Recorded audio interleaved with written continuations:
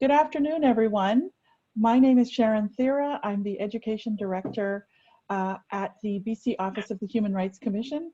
Welcome to our Northeast gathering this afternoon. We have got a lot of things to share with you this afternoon, and we're really grateful that you're able to take the time to join us.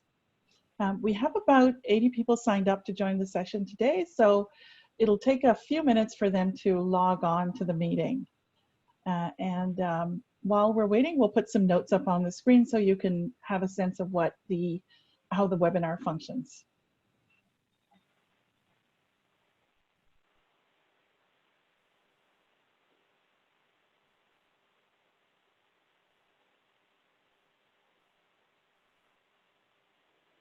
So this is just a little bit of information about how the webinar will function. It gives a bit of information about how to use the different buttons in the session itself.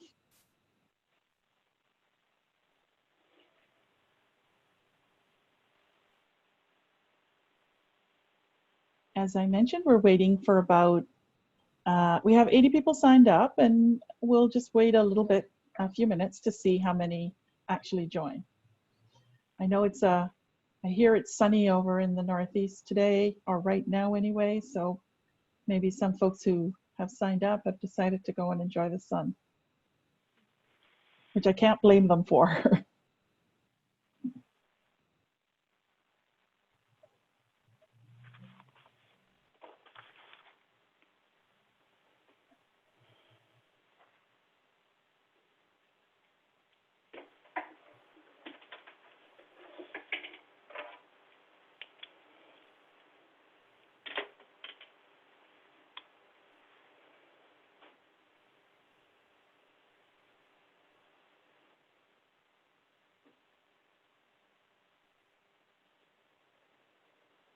And so we're just waiting for folks to join us, giving a couple of minutes so that people can sign on to the process.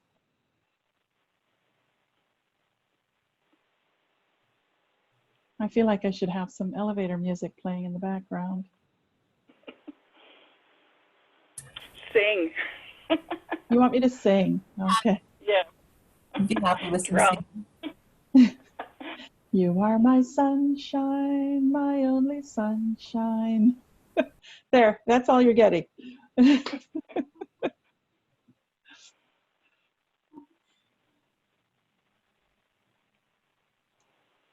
All right, well, I think that we can start from here.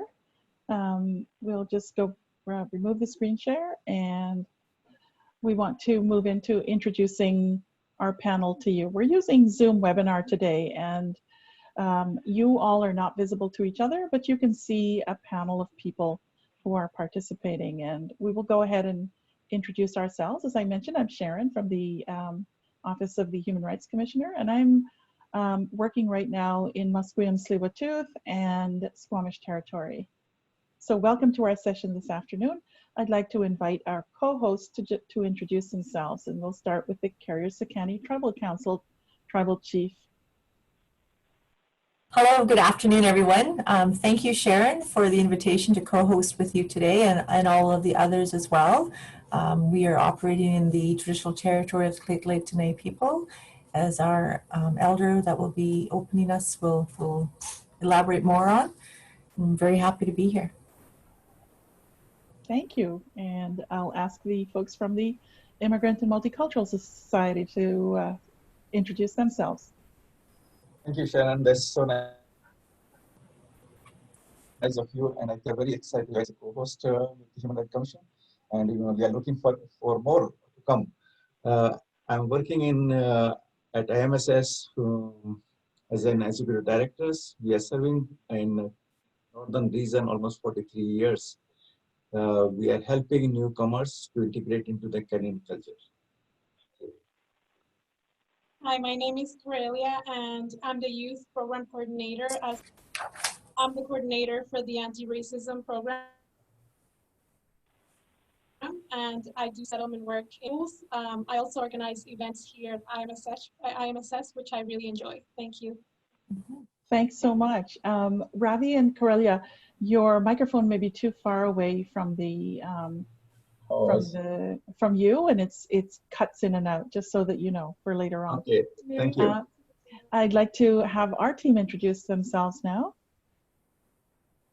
Hi everyone, my name is Emily. I'm the Research and Engagement Coordinator here at the Commission, calling in from the unceded ancestral territories of the Musqueam, Squamish, and Tsleil-Waututh peoples, also known as Vancouver. And I'm feeling extremely grateful today to be joining you from these lands and also to be here in your company. So thanks so much for joining us. Hi everyone, my name is Selena Shu, and I'm currently working as the Administrative Assistant for the Commission. I'm also currently a student at the University of British Columbia, and I'm happy to also be joining in today from the unceded and traditional territories of the Musqueam, Squamish, and Tsleil-Waututh First Nations peoples. Thank you. Thanks, Selena. And we have a person who's helping us with our closed captioning, and her name is Jenna, although it says Kimberly.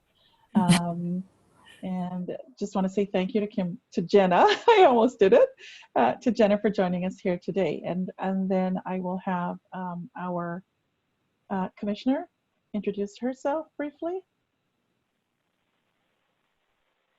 One of the perils of working from home is that there just started to be, just before you called on me, there's somebody doing yard work next door. So I apologize for any background noise here. I'm Kasari Govender. I'm the BC Human Rights Commissioner, and I'm so grateful to all of you for joining us. I'm very much looking forward to hearing from you, Darlene, and from everyone else on the panel. And yeah, I'm honored that you decided to spend your afternoon with us. Thank you. Thanks so much. And so finally, I want to introduce to you Elder Darlene Mcintosh from the Lede Dene, who is going to open our meeting for us. Well, thank you, Sharon, and so nice to meet each and every one of your smiling faces, which is really nice to have. So the first thing we're going to do, because I'm thinking that there's going to be a few people that are a little bit nervous, wondering what's going on. So we initially remember our breath, taking a nice deep breath into our body, nice deep cleansing breath. And as we take that beautiful cleansing breath in our body, we reconnect to ourselves at a deeper level, honoring ourselves first and foremost, and then honoring those who have gathered to be part of this webinar. And I'd like to welcome Kasari, Govender, as the Human Rights Commissioner, and I'm so happy to be here and to represent our nation. As I am an elder with Lheidli T'enneh Nation, and I'm also a cultural advisor with the College of New Caledonia, which I work with youth and with human rights. It's very, very important where I work because we have challenges in regards to everybody's human rights.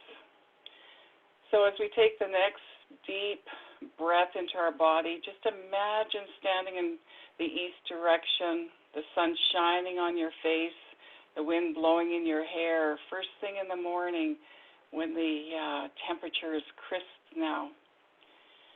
So we look and the sun is rising. And as we breathe into our body, pulling that breath all the way down into our feet, we feel ourselves sink into the deep, rich soil of Mother Earth. And there she grounds us into today, into this very moment, to actually be present to what's taking place, leaving yesterday behind and not bringing it into today and not worrying about tomorrow. Be here now, present to what will be taking place in this beautiful webinar that is taking place. Remembering that when we face the east direction, it's always giving us a new day, a new beginning, and new possibilities. And that's what's so important as we come into the human rights aspect of it. So as we breathe into our body, we, the Lheidli T'enneh Nation, have been on our traditional lands over 9,000 years as supported by lithic evidence. The changes have taken place over thousands of years, supports the enduring strength, courage, and fortitude of our people. Our governance through the BAT laws brought balance and harmony with our brothers and sisters of other First Nations people. Late Tenae's clans are Fra, Lucilio, Grouse, Sutsut, Beaver, Sa, and Bear Sus. Through this system, we know who our family connections are. Through our oral history, the use of legends told of our travels, our hunting and fishing territories, our trading practices with all peoples. May we remember and hold steadfast in what Creator has blessed us with, and that is our traditional territories. Our ancestors have always welcomed people to our territories. On behalf of Clyde Tenae's elders, our youth, community members, and Chief and Council, it is absolutely our honor to welcome each and every one of you to our traditional territories. All my relations must see. Now, in saying that, we come together, and as I see the faces on my screen here, we together create the sacred space for what will be taking place here. Each and every one of you are contributing your energy in the highest good of all concerned. So, as we bow our heads, we ask Creator, the grandfathers and the grandmothers, to come be with us today. Surround us with the energy of our ancestors. Let us hear you in the songs of healing and the dance of strength. Let the fires burn, drawing in creativity in all the unique forms that create the energies of healing for the people. Let us wrap the beautiful color of healing around us, bringing the energies that will refresh our spirits. Creator, thank you for this beautiful day on Mother Earth. Thank you for the gift of community. Thank you for bringing all who are present, ready and willing to work towards building a strong relationship with each other.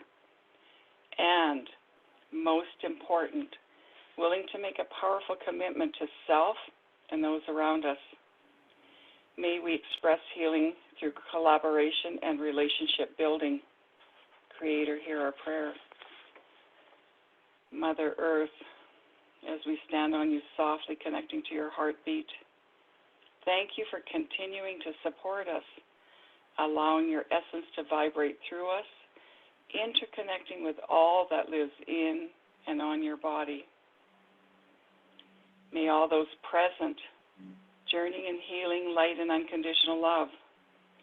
May your choices be freeing, and with each step growing in spirit. Know that Creator walks with you, feeling and experiencing life through you.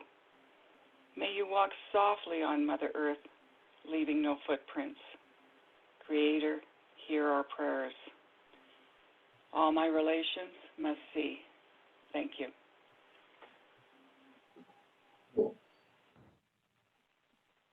Aichka, Darlene. Thank you to Elder Darlene Mcintosh and the Lil'li Dene people for that wonderful welcome this afternoon. I would like to just take a few minutes for us to think about why we joined this call today. And we have in the question and answer function, the Q&A function, we want you to answer what it is that brought you to our session today. What it is you think that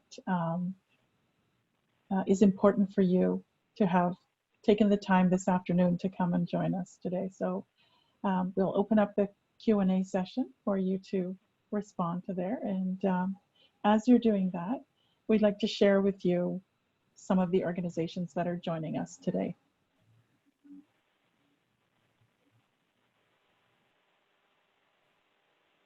Oh, from what I understand, it's actually in the poll, not in the Q&A that we're answering. So,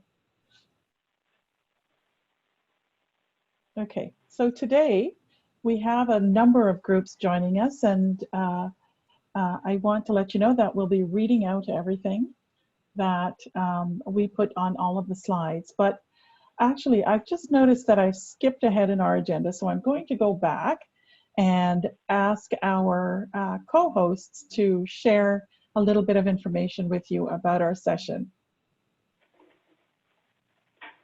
So Selena, if we could stop sharing, then we can go back to the main screen. Thank you so much.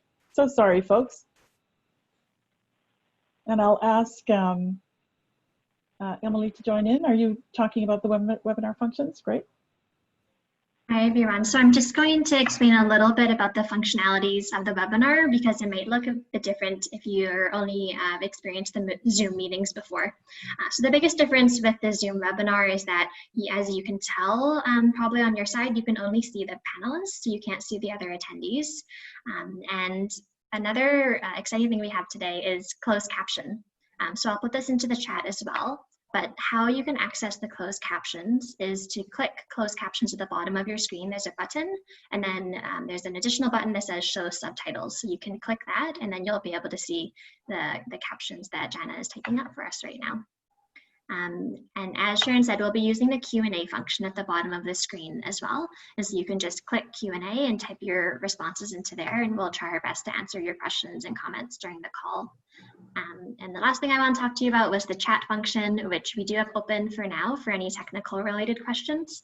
And we're going to close that when we're about 15 minutes in, so quite soon, so we can focus on the Q&A to answer your questions and comments.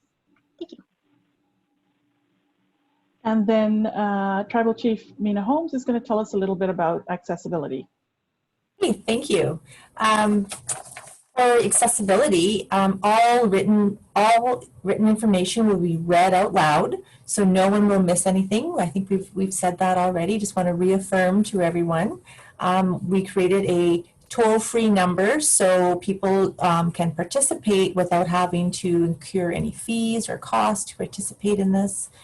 We've tried to make this, our visual material accessible as well, but would appreciate any feedback that will help us make this better.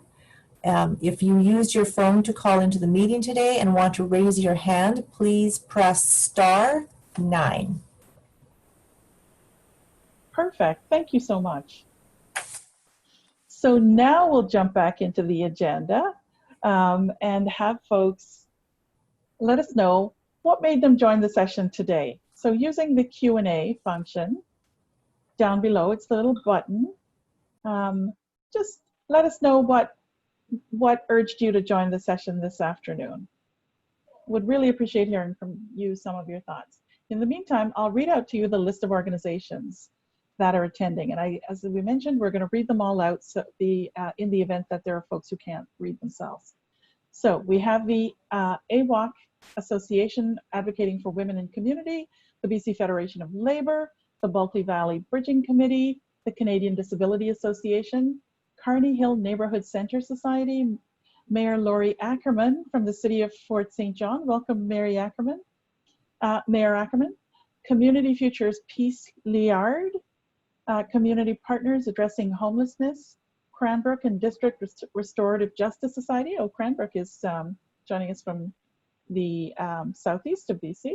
The CMHA, Fort St. John Association for Community Living, Fort St. John and District Chamber of Commerce, Harvest Moon Farms, Fort Nelson News, of course, the Immigrant and Multicultural Services Society of Prince George, Island Health, the Métis Nation of BC, an admin assistant to Mike Morris, MLA, Ministry of Social Development and Poverty Reduction, Multicultural Heritage Society of Prince George, Networks Ministries, Dawson Creek, Northern Lights College, Peace River North Teachers Association, Positive Living North, Prince George and District Elizabeth Fry Society, Resilience BC, Robson Valley Community Services, the Soto First Nations, members of the Seniors Advocate Council of Advisors, Sinclair Group Forest Products, South Peace Community Resources Society, Success, Treaty 8 Tribal Association, United Way of Northern BC, Positive Living North, Robson Valley Community Services,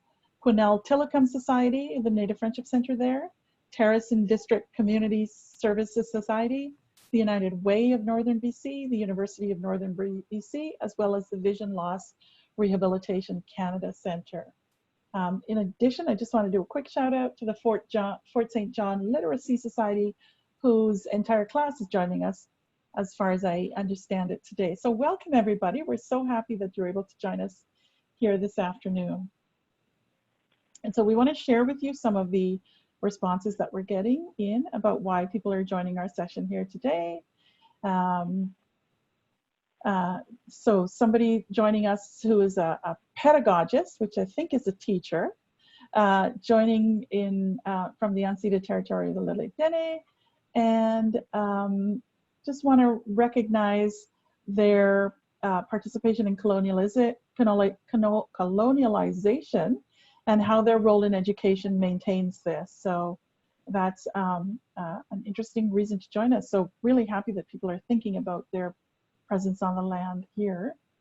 Somebody who just wants to understand what human rights is all about. So we'll definitely be talking about that. Somebody who's joining because there's systemic abuse of human rights in the region and would like to understand what our position is. Mentioning the Tribunal, and the Tribunal is a separate agency from ours, but we will definitely talk about systemic issues around human rights. Somebody who's joining us because they want to see people coming together, and that unity is strength.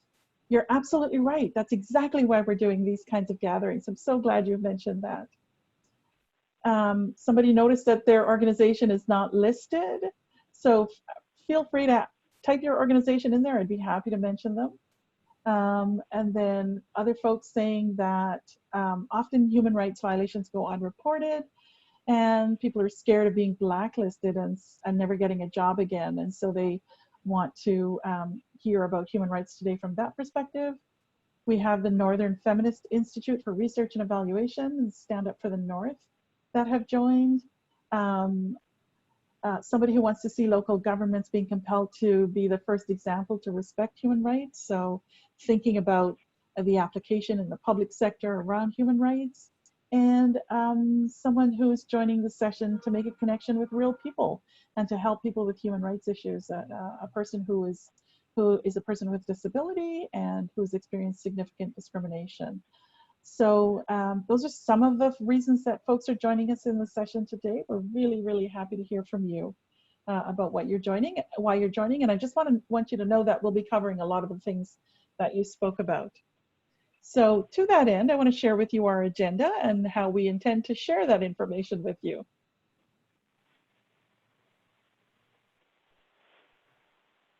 So we've done the opening, and we've talked to you about how the call will work, why we're attending the session. We'll move into some of the presentations from the commission itself. And then we want to include the community piece and hear from you and hear some of your questions and hear about some of the pressing issues in your region today. So that's what the session will look like. At around the halfway mark, at around 3:30 or so, we will take a short break. We'll play a video and give you a chance to have a bit of a bio break. And then when you come back, we'll start up again with the presentation and move into the community discussion piece.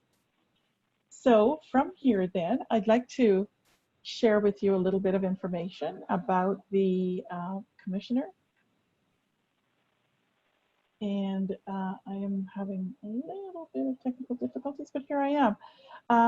We're very happy to have Commissioner Kasari Govender with us today. Kasari has devoted her life to promoting human rights, both as a lawyer and a community builder. She stepped into office just last year in September of 2019. She's BC's first independent human rights commissioner in this newly created office, and her role is to lead the promotion and protection of human rights in BC. We have a focus at the Commission on the rights of those who are most marginalized and vulnerable. So Commissioner Govender's expertise and areas in which she really speaks widely on are in human rights themselves, the rise of hate and white supremacy, gender equality, Indigenous rights, children's rights, the rights of people with disabilities, and the rights of migrant communities. She spent a lot of time gaining her expertise in human rights through leadership roles in various organizations like West Coast Leaf and the Rise Women's Legal Center, through work on boards at the University of Victoria, in Pivot Legal Society, at the Coalition for Public Legal Services and the Society for Children and Youth. She's done research and policy and co-authoring reports on violence against women, access to justice, balancing human rights, and regulating hate speech. She's taught as an adjunct professor of law with SFU and at the University of British Columbia. She was educated in law at the University of Victoria and went on to do a master's in international human rights law from the University of Oxford in the UK. She's won several awards, and in addition to all of that, she's a mother, an aunt, a daughter, and a sister. And so happy to introduce Kasari and have her join us in the conversation today. Thank you very much, Sharon, for the kind introduction. And thank you again to all of you who are listening today and hopefully participating in the community conversation portion shortly. It's such an unusual time, as we all know, and I'm so glad that we can still find these ways to stay connected and stay in conversation. The COVID pandemic is such a difficult time in so many ways. And from my perspective, though, human rights are never more important than in times of crisis. It's precisely when they're the hardest to fulfill that they become the most important motivation to fulfill. Sorry, my computer is freezing here. It's important for us to stay in conversation, and I really apologize for the background noise. Maybe I can just ask staff to give me a little heads up if it's becoming incomprehensible here. I'm afraid I have some neighbors who really want a lovely yard today. Yeah, so in these, I think it's important for us to stay in dialogue and continue to learn during these times. And for those of you who shared your reasons for participating, learning certainly came up many times and dialogue came up many times. And those are some of our goals in joining this today as well. So I want to share a bit of information about the human rights protections, the rights and responsibilities that we share, and to spark a conversation about how they show up in your life and your work. So I'm going to first talk about the different layers of human rights protections. Many people are familiar with the UN or the Charter of Rights, but we don't always know how these different areas of rights work or how we can use them to protect the rights of others, how we might be able to use them in our work. So I want to talk a bit about the different protections that exist at the international, the constitutional, and then the statutory levels. Then Sharon, as she mentioned, is going to take it from there to share some specific information about the Human Rights Code and how that works. And then I'll come back to share a bit about our office. I know some folks want to learn more about who we are and why we're here, and hopefully why we matter, or why we think we matter. And a bit about the watchdog function that our office will play and how you can get involved in that. So, and as I mentioned, we should have lots of time for discussions and questions overall. If if I can get the slide before, please.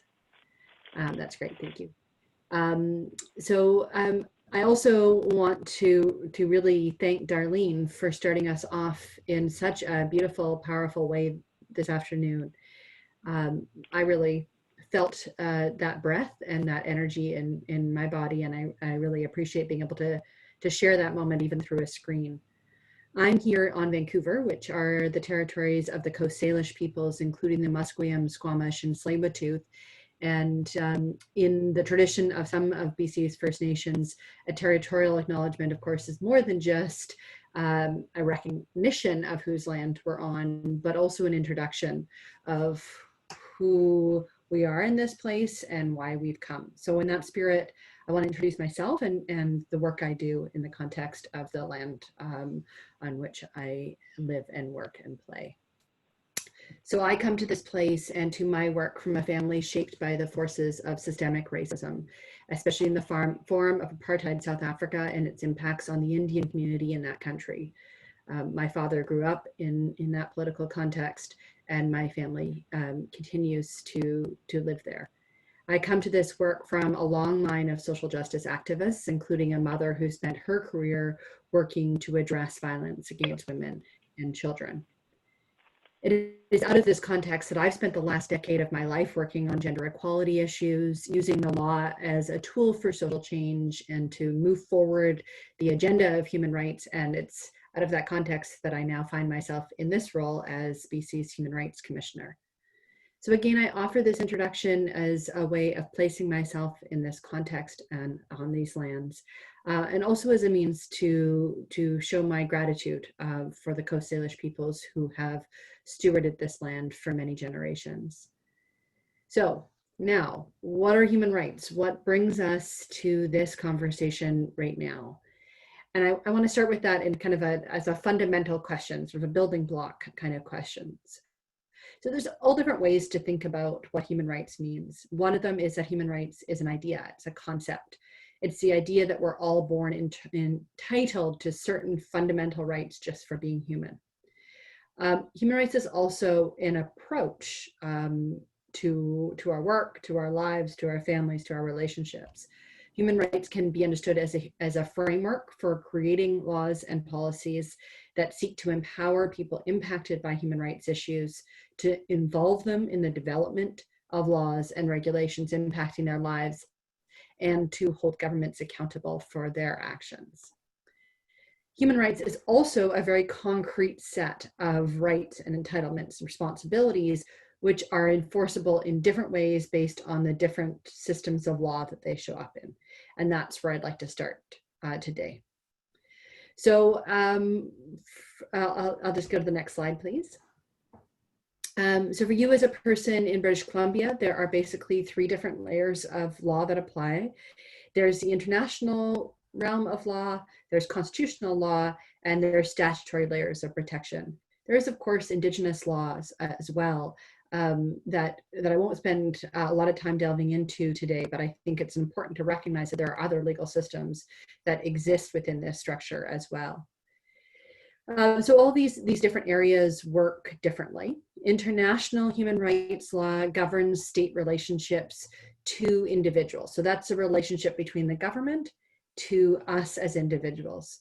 It is considered binding law as a legal term, it's binding. So when Canada signs on to an international convention, they are saying we are willing to be bound by this. We're willing to enforce this. But in fact, in actual reality, these commitments are largely aspirational. You can't generally go to the courts and say my international rights have been violated and I want a remedy for that. I want a solution for that. So it really is enforced through this mechanism of the UN reporting. Countries report to Canada, or Canada can report to the UN saying this is how well we're doing. Other organizations can critique that, and then the UN will give back a report saying these are the areas you still need to work on to fulfill rights. One of the things that makes international human rights law quite unique is the very broad range of rights that are contained in international human rights law, which is everything from the prevention of genocide to the right to live free from torture, the right to live free from slavery, the right to equality and dignity, which is actually one that runs through all these different areas of law. So one set of rights that really is contained in international, constitutional, and human rights law. And it really is international law is a pretty complex set of treaties and international instruments. So one of the wonders of that it is so broad is that we as a Human Rights Commission are charged with enforcing some of this, not in the sense of being a court, but really working to implement some of these international rights into law in BC. And that we're quite unique in that role in the context of other human rights commissions. Most human rights commissions don't have that role to try to move international law from the realm of aspirations to lived experience. Next slide, please. The next area I want to talk a little bit about is constitutional law. So most of us think of this as the Charter of Rights and Freedoms, and that's the biggest part of the Constitution, and that's really what governs our human rights in the context of constitutional law. So similar to international law, it governs the government's relationship to us as people or organizations or businesses. It doesn't govern the relationship between us as individuals. So that's an important distinction. If I am going into a store and saying, you know, this person discriminated against me because of the color of my skin, the Charter of Rights and Freedoms doesn't have anything to say about that. It only has something to say about the government, the police officer has treated me in a certain way, or engaged in racism in a certain way, for example, then the Constitution might kick in. So this, what it means is that the things like police officers and representatives of the government can't treat you in discriminatory ways and violate your rights. But it also means that the province, for example, can't pass a law that violates your right. Can't say that you can't unionize, for example, or you can't protest. Constitutional rights, like the Charter of Rights and Freedoms, are binding on government and government agents, and they're fully enforceable. So that means you can go to court and say, I'm going to sue the Canadian government. They've violated my rights, or the government of British Columbia, they've violated my rights, and I should get a court-ordered remedy, meaning the court should say, yes, you need to be treated better, and this is what you get because you were not treated well, for example, or this law needs to change. Finally, the area of rights that the Constitution covers are narrower than those rights, those broad range of rights that I talked about in the international realm. And so the areas of rights here are really about civil and political rights. What does that mean? It means things like some of the examples I just gave: freedom of assembly, so your right to gather and protest, freedom of speech, freedom of religion, your rights if you've been arrested, your rights to access a lawyer, and so on. So those are all within the realm of civil and political rights. What isn't included here, quite noticeably, is issues related to poverty, or that realm of well-being, your economic and social well-being. So do you have enough food? You don't have a right to food under the constitutional structure, or a right to shelter. So really noticeable gap in this area of human rights. Next slide, please.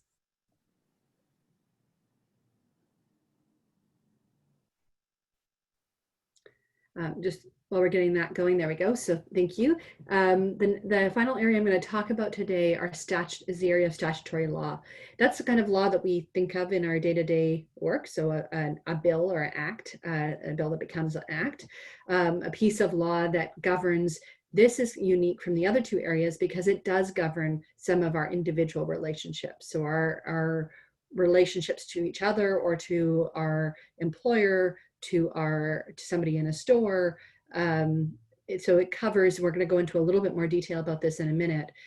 Doesn't cover every interaction. So it doesn't cover interactions necessarily between people walking beside each other on the street, but it does cover interactions in the context of employment and tenancy and so on. And Sharon will give a little bit more detail about that in a moment. These laws are enforceable through human rights tribunals. The BC Human Rights Tribunal is a decision-making body, a bit like a court. That's quite different from us as the Commission, and we'll go into that in a few minutes. But it is good to know that if somebody violates your rights under the BC Human Rights Code, which is what we're talking about here, then you can go to the tribunal and say, my rights have been violated and I want something to be done about it. There are statutes at the federal level, there are laws at the federal level, the Canadian Human Rights Act, and there are laws at the provincial level, the BC Human Rights Code. The BC Human Rights Code is particularly close to the hearts of those of us in my office because that's the statute that created our office, and is really the most, has a lot of relevance to people's day-to-day interactions because it governs some really important areas like, as I've mentioned, employment and tenancy and so on. These areas, these laws govern only discrimination. So they don't deal with the broader range of freedom of assembly or freedom of speech or so on. It really is just, it's very narrowly, but importantly focused on discrimination and equality. So we'll go into that a little bit more, and then I'll come back in a few minutes and tell you more about the Commission. Sharon, over to you.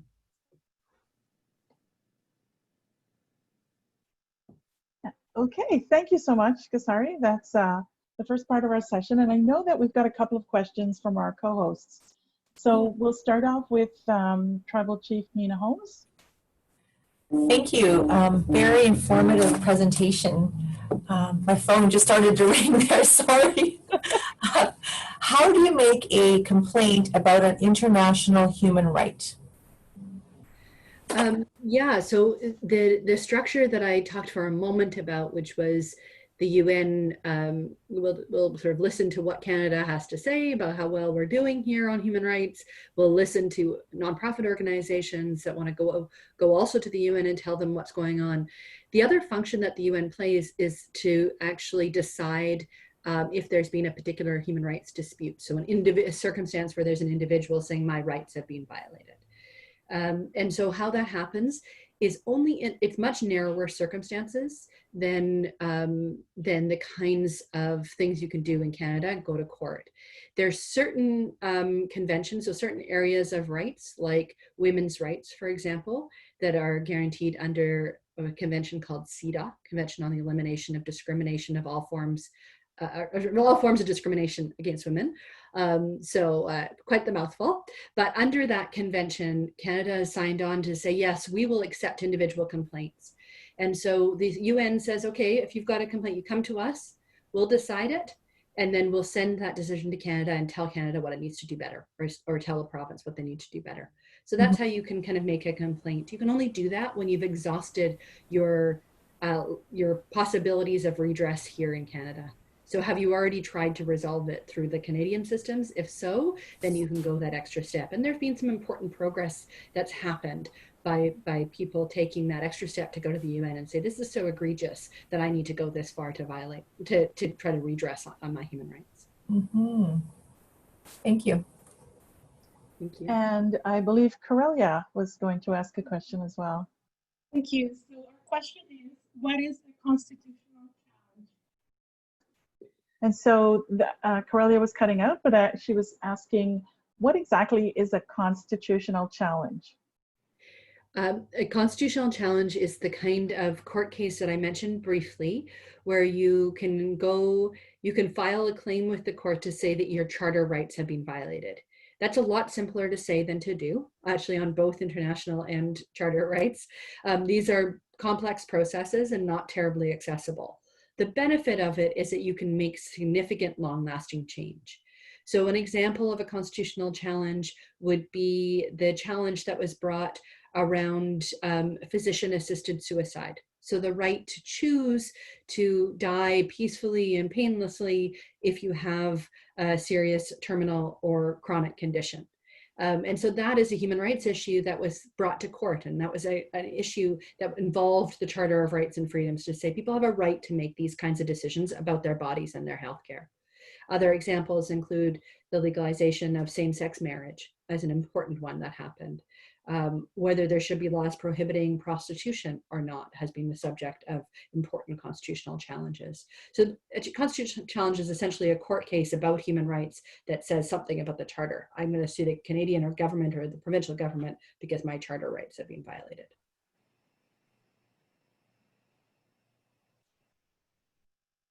So with that then, given that international human rights are difficult to challenge and that the process for a constitutional challenge is also quite difficult, what exactly is available to us in BC in terms of human rights? In BC, we have the BC Human Rights Code. And the code, Selena, can we have the next slide? The code applies, the BC Human Rights Code applies in 4 areas. It applies in terms of employment, housing, services, publications, and also membership in a union. So we're at the next slide, which will show us the BC Human Rights Code. Just the one, just before that, Selena, for some reason it skipped. There it is. And so you'll see the 4 sides are meant to be the 4 corners of the code. The areas that that the code speaks to are employment, housing, publications, services, and membership in a union. And the code covers you under certain protected characteristics or grounds. Under the law, they're called grounds. But these protected characteristics are age, family status, criminal convictions, gender expression and gender identity, ancestry, color, place of origin, your race, disability, mental and physical, sex and sexual orientation, source of income, which may be one that you're not familiar with, political belief, and religion. So in BC, if you are discriminated against in any of those areas, employment, housing, publications, or services, then you are able to make a complaint, a human rights complaint. The next slide shows us the limits of those kinds of the grounds. So you'll notice that from marital status all the way to sexual orientation, in all of the areas that we mentioned, those protected characteristics apply. The other ones, age, family status, criminal convictions, only apply in the colored rectangles. So for instance, you are not protected for under the age category in buying a home. So there are certain buildings that can choose to have age-restricted buildings where they don't have, for example, children. You may have seen buildings that have that kind of designation. As well, you are covered, you're protected in terms of your political beliefs in the area of employment, but not necessarily in renting a house. So you can be discriminated against for your political beliefs based on trying to rent a house. And so source of income, that's how you make your living. You are protected against discrimination in trying to rent a home, for example. In order for you to make a complaint, a human rights complaint in BC, there has to be a negative effect on you or the person who wants to bring the complaint forward. And there is something that you should know, and that is that there are defenses to some of the discrimination laws. So for instance, one of the simplest examples of a defense that a service provider could give is, for example, if you needed to have a gender neutral washroom. If a service provider, like a restaurant, doesn't have enough space to provide another washroom, then it's possible that that could be a defense in the event that they were discriminating against you. And so that, in a nutshell, is the BC Code. And I really invite you to take a few minutes when you have some free time in your summer holidays and you really don't have anything else to do. I know that you want to go on the internet and type in BC Human Rights Code and have a read of the law that governs discrimination or anti-discrimination in our province. So with that, we are at the halfway mark of our presentation, and I would like for us to take a quick break here, and we'll show the video that we have, and we will be back in about 5 minutes or so. So I have 3:18 in our timer, so we'll be back at 3:23. So feel free to take a walk. We'll run the video twice so that you have the opportunity to see it, to see all of it if you need to step away. Thanks so much. We'll see you shortly.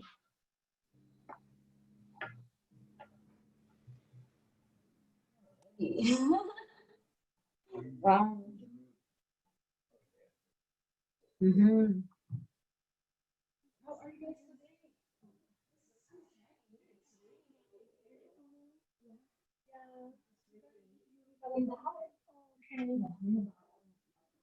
Take a break. My name is Teresa Pocock. Like Harry Tomato, cream olives, and mayonnaise sandwich. I am 55 and I'm South accident.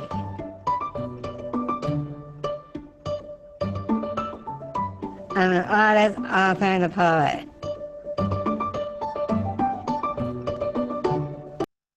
Down syndrome, but I am capable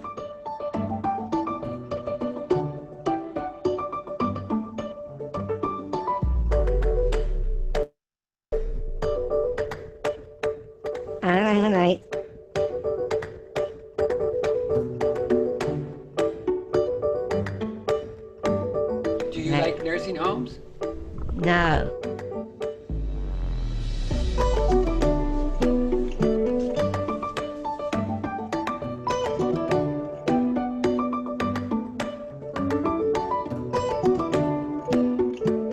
That's all CCAC said. I couldn't make no decisions. The CCAC said I couldn't decide value. Or who cares for me? That is wrong. It's my human right to decide. And you didn't want to live in a nursing home, did you? No, I don't. No, that's wrong. It's my decision where I live.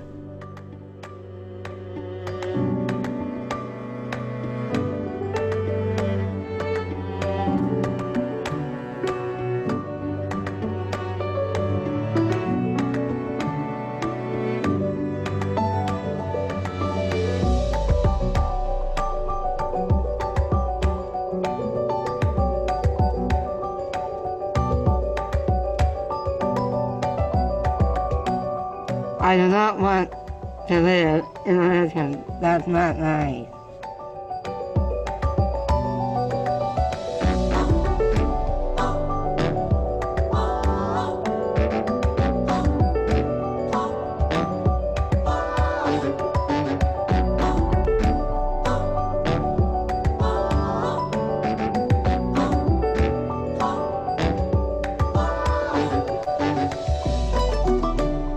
Now I'm in the community. I'm from Vancouver, Gastown, and Habit Street.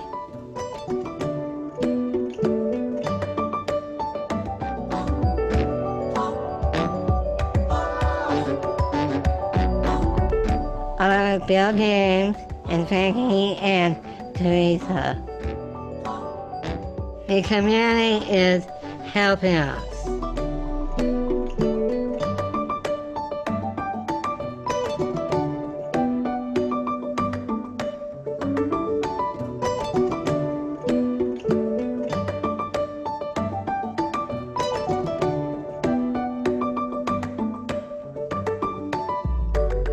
I love my human rights. Pretty amazing. Like me.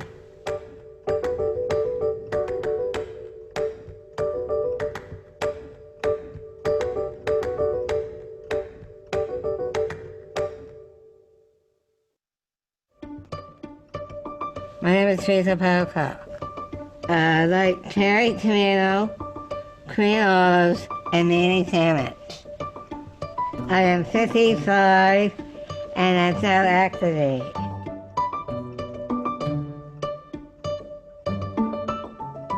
I'm an artist, author, and a poet. And I own Down syndrome, but I am capable.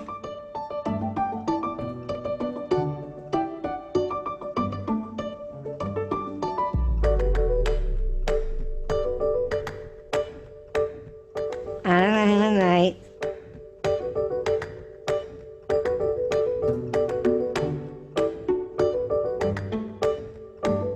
Do you like nursing homes? No.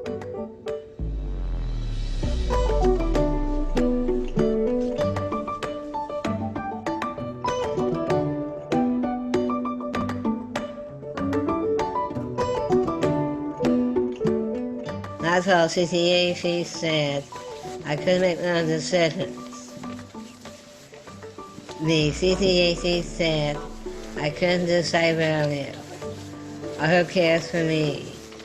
That is wrong. It's my human right to decide. And you didn't want to live in a nursing home, did you? No, I don't. No, that's wrong. It's my decision where I live.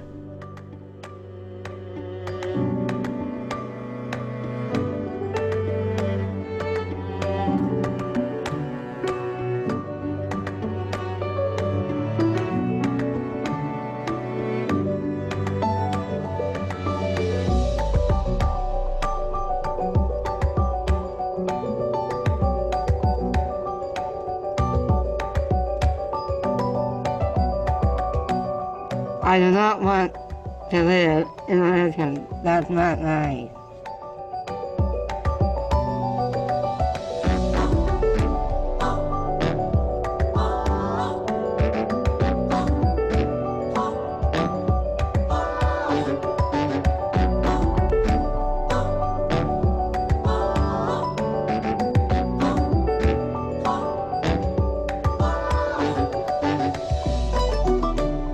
Now I'm in the community. I'm from Vancouver, Gastown, and Habit Street.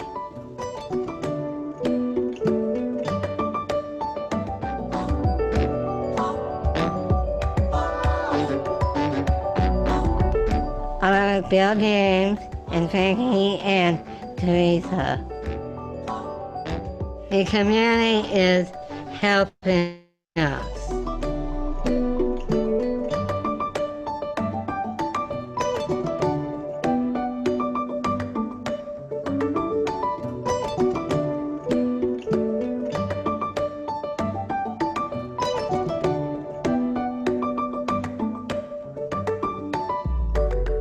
I love my human rights. Pretty amazing. Like me.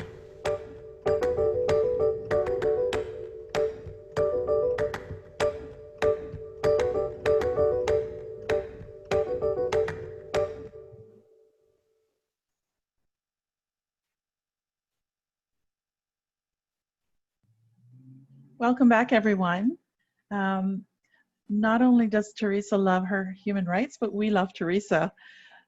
She is the first person in our storytelling project who is participating in sharing human rights stories for us in our ongoing storytelling project. And so we're very grateful to her for having come forward to share this message with us.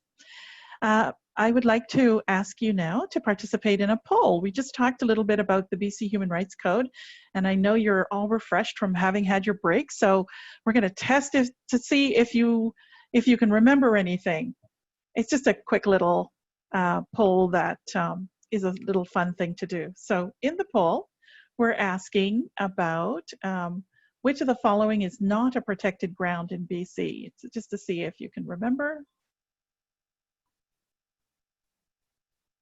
And then the second question is, which of the following areas are protected under the code?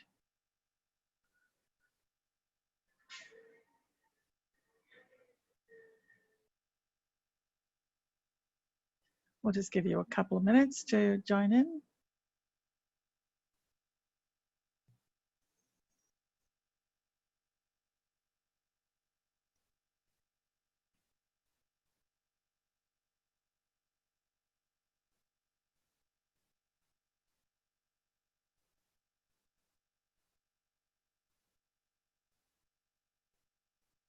I always like that prefer not to answer category.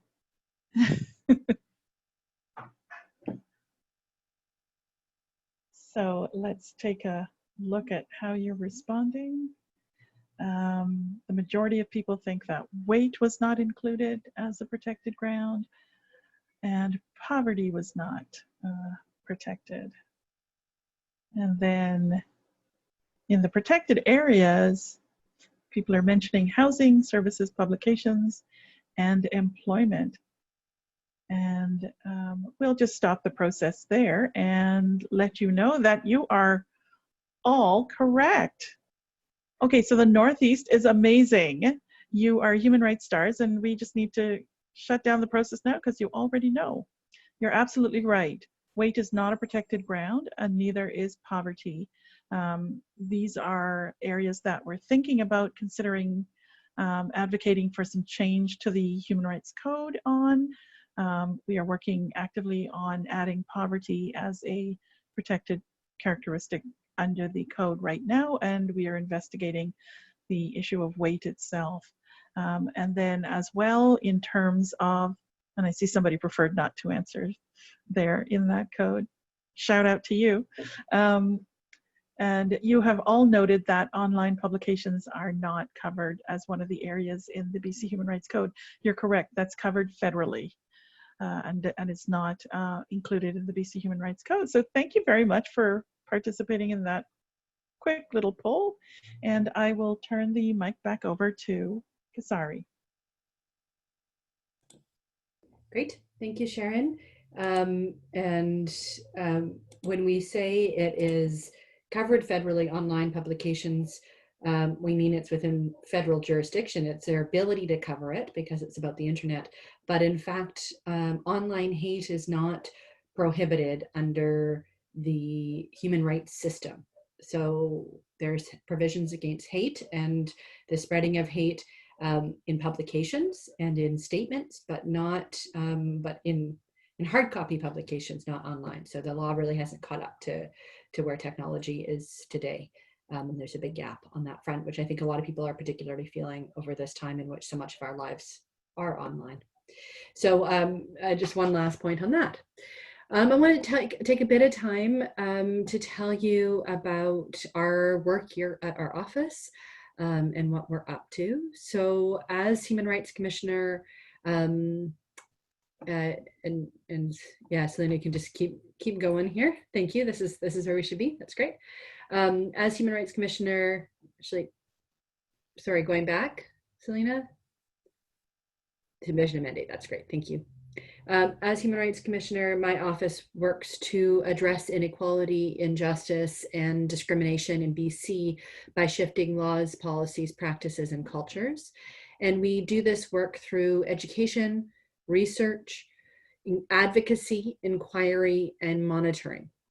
So our aim is a province in which everyone's human rights are realized and our responsibilities to one another are fulfilled. You'll notice a real focus here on a couple of things. Inequality and injustice are abiding themes in the work we do. And also that we have a number of tools at our disposal. We can try to make legal change, and we can try to make change through education and through engaging in conversation. And so I think that gives us a lot of depth to the work that we can do. Next slide, please. So I'm what's called an independent officer of the legislature. So what that means is that I don't report to a ministry or a minister. We don't get our budget through a ministry or a minister. And that really puts us outside of the partisan government process. So I report directly to the legislature, the all-party process of the legislature. We get our budget through that process. And so what we do, it really isn't dependent on the government of the day. It's much more dependent on the government system as a whole, the legislative system as a whole. I'm tasked with monitoring and acting as a watchdog for human rights in the province. And we have an incredible team that our office that works together on that goal. Next slide, please. So I'm part of a three-part system of human rights in BC. We've mentioned that we will talk a little bit about the tribunal and what that's all about. So the Human Rights Tribunal hears cases and decides complaints from individuals. So if you are someone who feels like you have been discriminated against by your employer, for example, or your union, or your landlord, or a service that you tried to access, then you can file a complaint with the Human Rights Tribunal. And that tribunal will maybe help settle your case or mediate your case, or if necessary, bring that case to a full hearing. It's not quite the same as a court. It's less process than that, but it has some of that. There's also the one part of the system here that we've called the clinic. The Human Rights Clinic is a service that provides legal assistance to those seeking to resolve their individual cases through the tribunal. So if you've brought a case and you need some help moving that through the system, you can go to the clinic. There's also, the clinic does have jurisdiction across the province, and there are also other services that do this kind of work in different places around the province. And we're going to hear in a few minutes from one of the staff lawyers and the manager of education at the Human Rights Clinic, who will talk a little bit more about the services that are offered in that context. So while the Human Rights Tribunal has continued to adjudicate individual complaints, and the clinic has been assisting with some of those complaints for the last number of decades. What's been missing from that system for the last 17 years was a means to redress systemic concerns.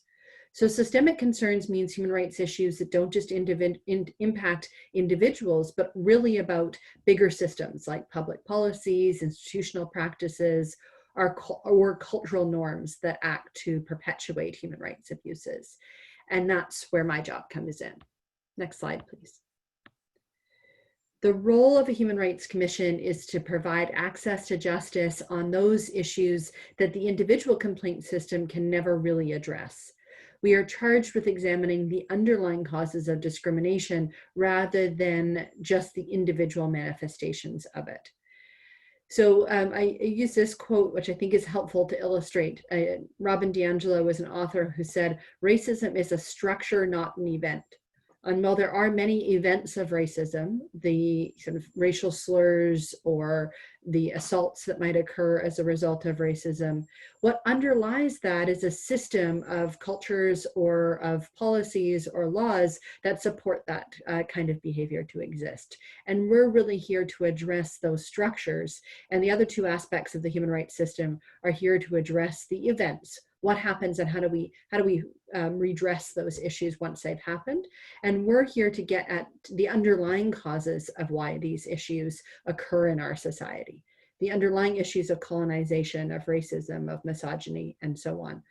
And we're here to try to untangle those. And I'm going to move from this abstract level to some more concrete examples in a minute.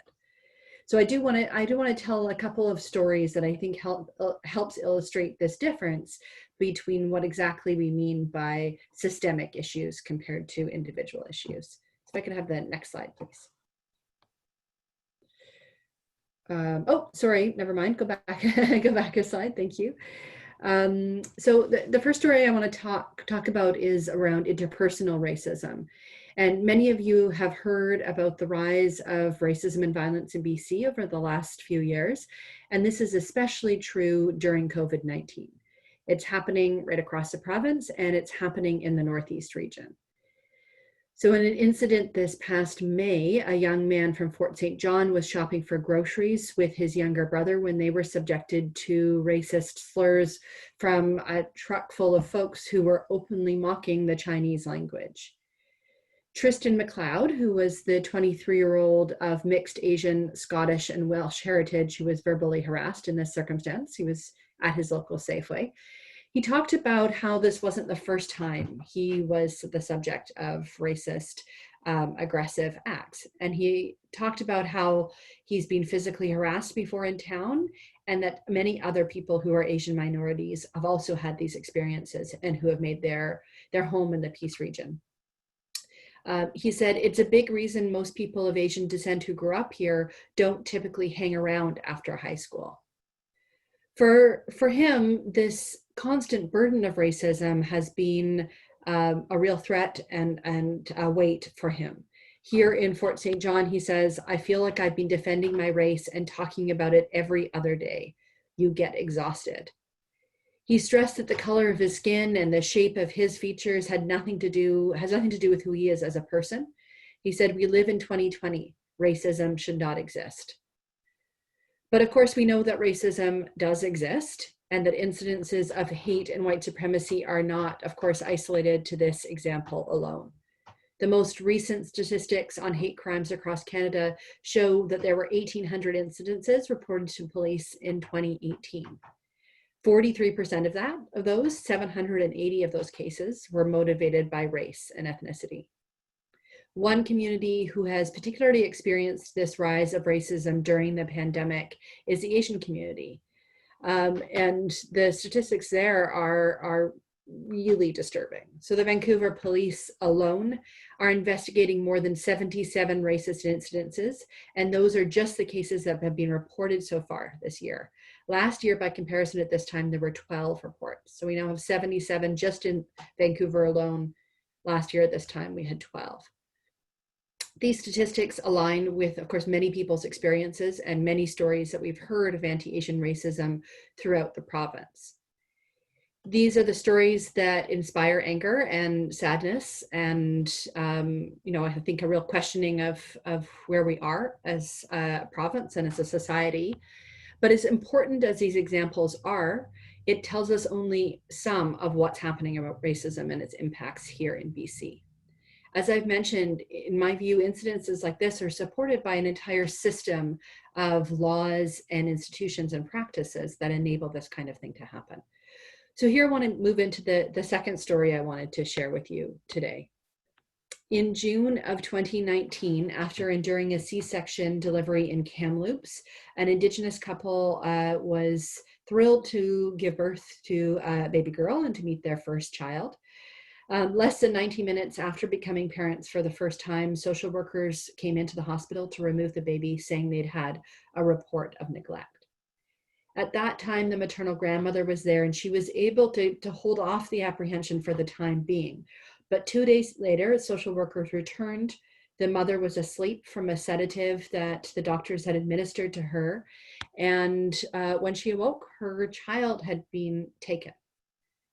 At one point, 2 social workers did begin to support the family in their hearings because they have been fighting, they fought for many months, so they continue to fight for their child to be returned to them. The social workers were wanting to help them navigate the system because they recognized that it was broken in so many places. Ultimately, in September of last year, the province of BC ended the controversial birth alert system that resulted in the separation of this child from her parents. But that policy change, of course, doesn't reverse the damage that's already been done to families that have already experienced this and to children who are already in care. And this story, I think, illustrates an important and sometimes overshadowed side of racism in Canada, because racism isn't necessarily the product of overt actions. It doesn't require hatred or the hurling of racial slurs. Sometimes, even when people want to help or recognize the problems in the system, like the social workers involved in this with this family, the laws and structures of our society consistently produce discriminatory outcomes for Indigenous and racialized people. In BC, Indigenous children are still 15 times more likely to be apprehended into the child welfare system than non-Indigenous children. So to combat this kind of structural and systemic human rights abuse, compassion and empathy are important starting points, but they're not enough. Combating these forces of ableism and racism and so on have to take a structural approach. So as BC's Human Rights Commissioner, my office has been created in order to tackle systemic human rights issues and to try to remove some of those barriers that stand between us and the fair, safe society that we want to live in. And I think we all have an important role to play with that. At the interpersonal level, there are things we can do to interrupt racism, for example, when we see it. But at the structural level, we can support bigger changes that change the way that bias and discrimination are coded into our laws and institutions and also into our culture. We can be part of saying racism is not okay. So to return to where we started, we are here today together in the midst of a global pandemic, and which I think is very much present on our minds much of the time these days. And I think it's important to reiterate that there's no more important time to defend human rights than in times of crisis. But I do think that, you know, I've talked about some of the depth of discrimination and inequality in our province, and that can weigh very heavily. It certainly weighs very heavily on me and my colleagues here on this call. But I also think this is such a moment of opportunity. We've had this massive disruption to our society and to the way we work. And this moment has created opportunities for change like I've never seen before in my lifetime. Huge changes have happened in very short order. Solutions that I think many of us thought would never happen have been implemented. And I think we have a moment to think big. We have a moment to think about what if we didn't operate on just a model where we thought about how much money people needed to barely squeak by to stay alive. What if we actually thought about the social safety net as a way to support people to provide a living wage so that people actually had an adequate standard of living, for example. So that's going to take a lot of work. I'm excited about the opportunity of being in the kind of work that we're doing here today, and I hope you are as well. So thank you for listening to all of that. Thank you for the work that I know that many of you do, seeing that list of organizations. I know many of you are actively engaged in social justice work. So thank you so much. And I'm really looking forward to hearing from you and learning from you about what's happening in your region. Thanks so much for that, Kasari. As Kasari was speaking about the incidences of discrimination that we're seeing rising in BC, she talked about the complaints mechanism that's available to us. And one of the ways that you can get support in the complaints process is through the BC Human Rights Clinic. And so we have a short video from them speaking about what they do, which we will play for you now.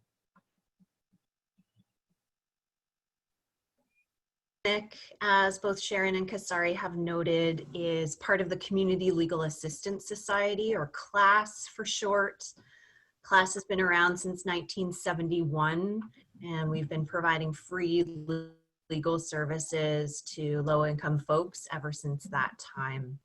The Human Rights Clinic assists specifically with human rights complaints made under the BC Human Rights Code, so not charter challenges, not international human rights issues. There we go, hi. But specifically with complaints that people have made to the BC Human Rights Tribunal. We are located in downtown Vancouver, but our services are province-wide, so we will do our very best to assist people no matter where in the province they are. Like many of you, we have been exploring new technologies over the last couple of months, and so we are doing meetings with clients over the phone, by Zoom, and making it work no matter where people are. So we provide a range of different services to people who've made complaints or who are thinking of making complaints and looking for more information about their rights and their options. First, we have an information line. Folks can call any day of the work week, Monday to Friday, 9 to 4:30, I believe, to get more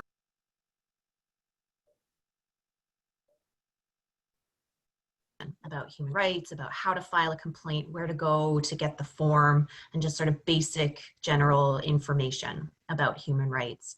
That's staffed by a real live person. It's not a recording. You'll be able to talk to someone and get pointed in the right direction. And the right direction may mean making an appointment with our Monday short service clinic. We used to call it a drop-in clinic, but we're trying to move away from that language because we hope that people will make appointments rather than drop in. And especially while we're offering these services online, it's helpful that people can make an appointment. But we do have these appointments available to anyone, again, anywhere in the province, whether you filed a complaint or not. Doesn't matter what your income is, doesn't matter what stage of the process you're at. You can make an appointment for a half an hour session with a lawyer or an advocate. We run these every Mondays, and we'll talk to you about your issue, your complaint, and give you some general advice and information to help you figure out what to do next. The next service that we offer is legal advice and representation. So the other two services are available to anyone at any point. To apply for legal advice and representation, you do have to have filed your human rights complaint already and had that complaint accepted for filing by the tribunal. So when you file your complaint, which is totally free to do, the tribunal will take some time to screen it and make sure that it's something that they can deal with. And provided that it is, they'll send you a letter saying, okay, your complaint has been accepted for filing. Now the rest of the process will get underway. And at that point, you can send that to us at the Human Rights Clinic and apply for legal representation.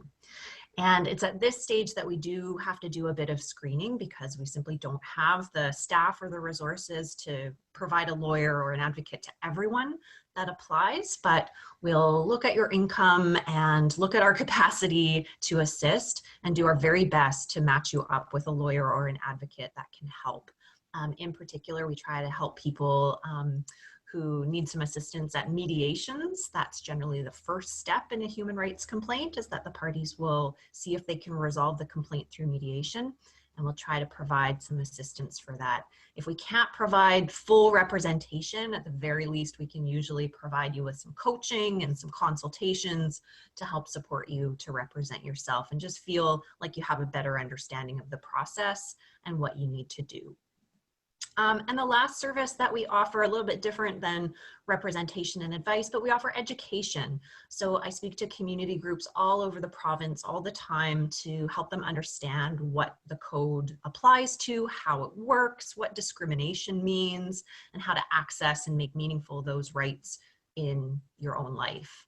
We also do workshops and trainings for those who, I really like this language that the commissioner is using, have responsibilities and are duty bearers under the Human Rights Code. So employers, landlords, other service providers, we help them understand their obligations, their duties, their responsibilities under human rights law.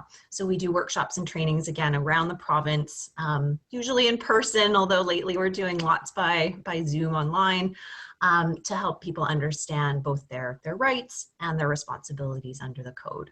So that's a little bit about the clinic. I don't think I've mentioned this yet. Our services are totally free. We're funded by the provincial government for the most part to provide free legal services, so nobody has to pay for any of the advice or representation that they receive through our clinic. That was an important thing to make sure that I mentioned. Thanks again. And so that was Laura Track, who is a staff lawyer and the Director of Education at the Law Clinic. And as we mentioned before, there are 3 groups in the province that provide or make up the human rights system, and that is the clinic, the Human Rights Tribunal, and then our office. Our office is brand new, and we have some specific areas that we are focusing on, and so I'd like to share with you just a quick introduction to some of the issues that we are trying to tackle over the next few years that we have Kasari with us.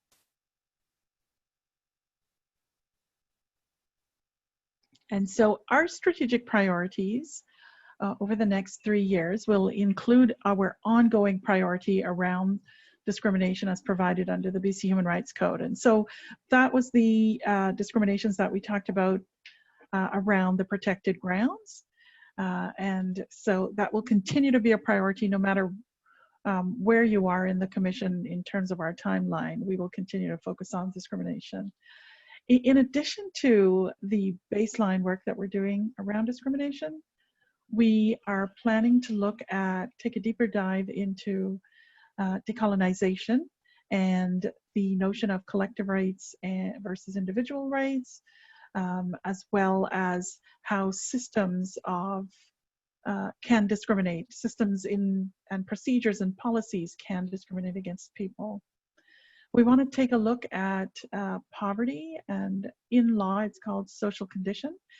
BC is one of the provinces that does not include poverty as one of its protected characteristics, and so we want to do some work around poverty.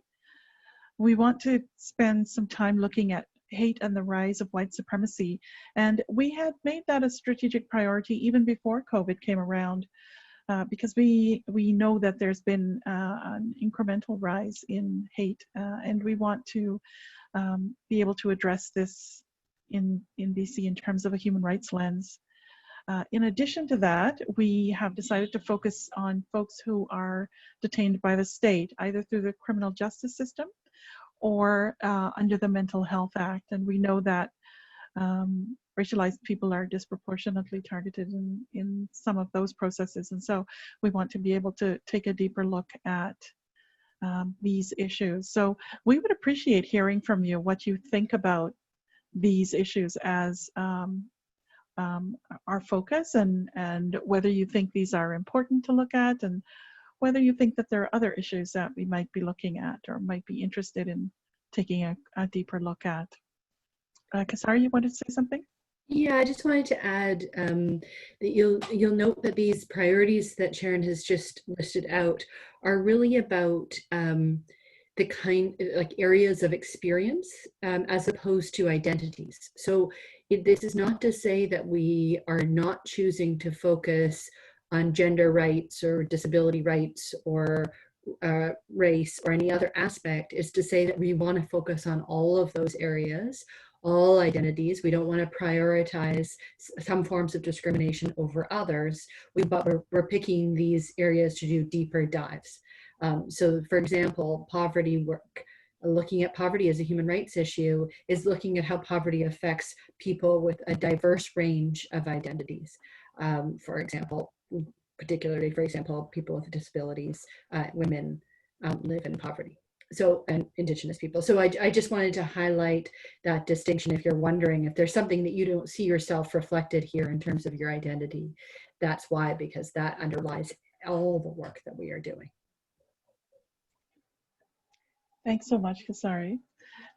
So we want to have a chance to hear from you and hear about what you think are important human rights issues. And so our co-hosts are going to help us out by asking you some questions about the region that you are working from, and that's the Northeast. And so I'm going to invite the Immigrant and Multicultural Society to ask the first question. And I think it's Ravi who's going to ask that question. And I might have to repeat it in case the sound is funny. We're having a lot of sound difficulties today. So you're muted, Ravi. We can't hear you at all. There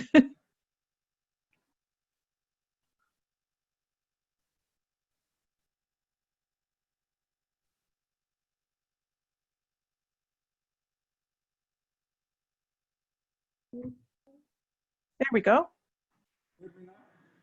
Better? That's perfect. Okay, great.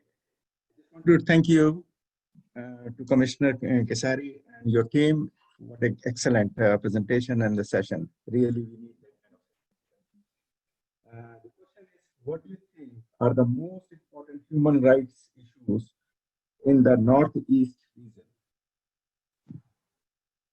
So I'm just going to repeat Ravi's question. We want to hear from you, and please use the Q&A function to respond to us. What do you think are the most important human rights issues in the Northeast region? We've started hearing from some of you already. So we've had Rosario say that the region really needs strong action on human rights. I teach English as a second language to immigrants, and oftentimes my class becomes a support group where people share their broken hearts about discrimination, about racism, about disrespect, and about helplessness. The Peace region needs to understand that there are serious consequences for violating human rights. They need to know before it's too late. And I really appreciate that comment, Rosario. The sense of brokenheartedness of people coming to the Peace region to start a new life and then feeling like they have to struggle and fight all the time. I know that for Indigenous people in Canada, that's an ongoing struggle as well.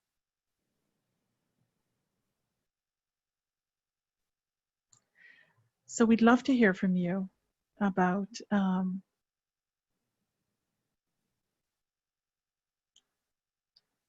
what you think are important human rights issues in the region.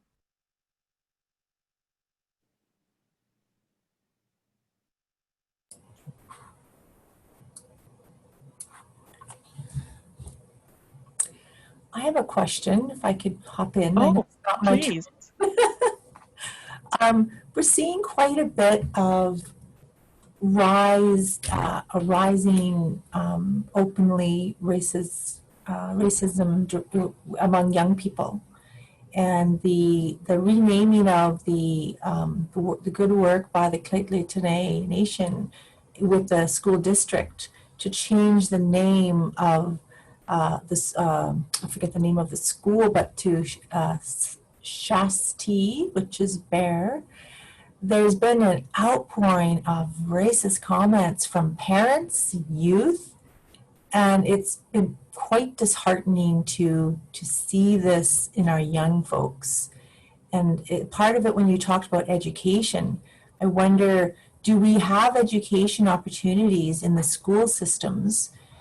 Is there a possibility of doing something specific here in Prince George or in the North?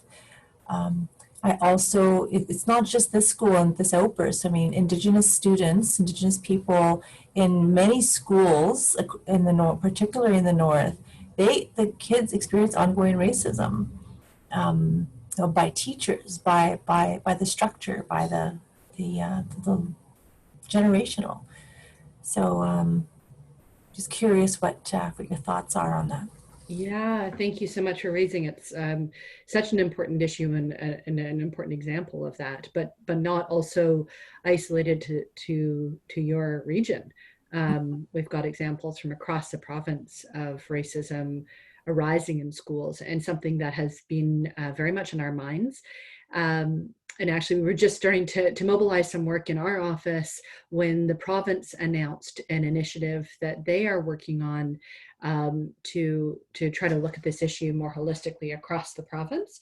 So I think sort of stay tuned for more on that. I think there's more and more that will be made public over the next month or so, but they have brought together a roundtable, I think is what they're calling it, of folks from around the province and from different community groups to have these conversations, and I think are looking quite holistically at how to deal with problems both from a preventative perspective, changing curriculum, changing sort of looking at accessibility of education, some of those sort of structural issues, to actually how to respond to incidents is better when they happen. Because some of what we've seen over the recent months and years are an incident happens and there's an opportunity for a real conversation, and a school board or a school misses the mark on having that conversation as a school community and trying to move past it. I think there's a lot of fear in Canada about acknowledging and addressing racism. And I think one of the big steps there is to be open about what's happening in our communities.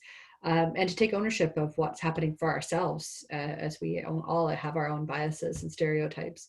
So that's on the specific question of what's happening in schools. I think there's some key initiatives in the province that are being developed right now, something we are keeping a very close eye on because there's a key priority for us as a commission. And then we are also doing some engagements around the province. We've got some planning going on right now for the school year. Some opportunities with this, I keep using that word, but for this time of being on Zoom, that we had some wonderful conversations with high schoolers in June, I believe it was before school left out. And it was fascinating. We brought together classes from around the province to talk about how they were seeing racism and to do some education about who we were, why we're here, but also again, to listen to them. So I felt like that was a really interesting initiative, again, to try to move the needle, and we're going to do more of that in the year ahead. Sharon, I don't know if you have anything to add, because Sharon's portfolio is our education work, so I'll pass it over to Sharon. Yes, for sure. We have a strategy that will include school-age children, and we want to start with young ones, looking at those even in kindergarten, to begin thinking about human rights themselves. So learning that they have human rights and they have the right to be where they are. And then we want to look at an intervention at around grade 5, grade 6, and then another intervention at the senior level, the high school level. The grade 6 one we're thinking will be focused around some kind of curriculum. So maybe building something in for the students when they're open to learning on that level. And for the high schoolers, the 10 to 12s, we are looking at things like developing group processes, like a mock UN, where regional-based ideas or issues, human rights issues, could be raised in a sort of a general assembly scenario. So we are looking at specific ways that we can make an intervention around human rights. We first of all want to build literacy around human rights. We want everybody in the province to know what those are. We want them to know what's available to them in terms of a complaints mechanism. And then beyond that, we want them to get energized around understanding that they have a role to play in how we can enforce human rights, and that we all have a responsibility to protect the human rights that we are entitled to for each other. I see we've got some answers coming in as well in the line, and I just wanted to share a couple of them with you. There's somebody who's talking about tension and incidents with the RCMP in the region in Fort St. John, wanting to know what can be done around police incidences. And of course, we know that across the continent, really, there's been a lot of discussion around the implication of police in race-based incidences. There's the notion that that open racism has been somehow unleashed, and people are feeling free to be openly racist. And that's certainly something we've heard around the province as we've traveled around. So it's not unique to your region, it's happening all over the province. Yes, and policing and racism is another issue very much on our minds, and actively looking at how we can, what tools that we have at our disposal that we could use to make some differences there.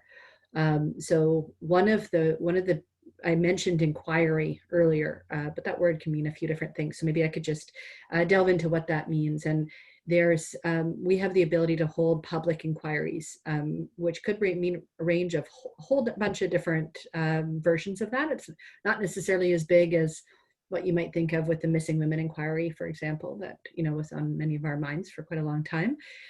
It could be something much smaller and targeted, but that's one tool we're looking at to say which of our strategic priorities could we make the most difference with different tools. Could we use an inquiry to try to uncover, for example, what's happening with racism in schools or racism in policing?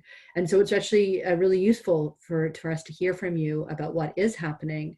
And if you'd like to share more about the instances that you're talking about, maybe in an email to us, we would be very keen to hear from you, to hear more about what's happening in your community on that front.